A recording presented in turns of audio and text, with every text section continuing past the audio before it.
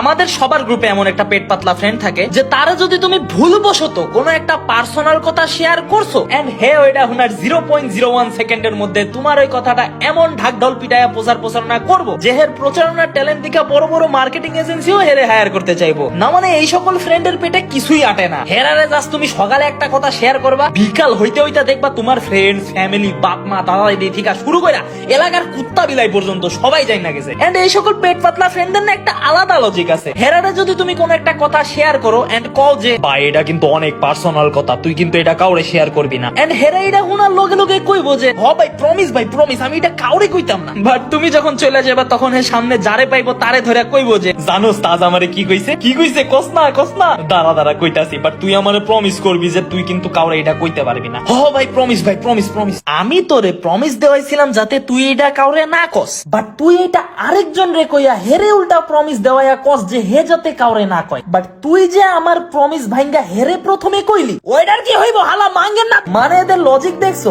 And দিন শেষে দেখবা এ ওরে প্রমিস দেয় ও এরে প্রমিস দেয়, এমন করতে করতে তোমার কথাটা তুমি বাদে তোমার 14 গোষ্ঠী যায় না গেছে। এন্ড এইখানেই শেষ না, ইন ফিউচার যদি তোমার লগে বাই এনি চান্স এইসব পেট পাতলা ফ্রেন্ডের লগে ঝগড়া হয়